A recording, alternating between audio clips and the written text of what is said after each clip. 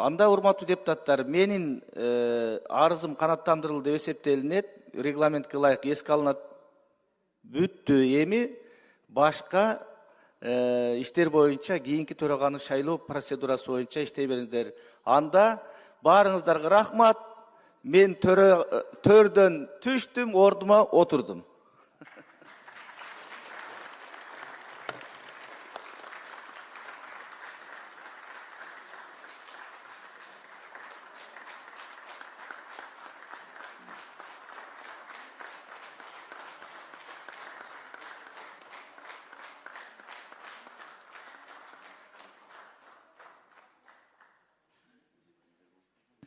Биринчи процедурный.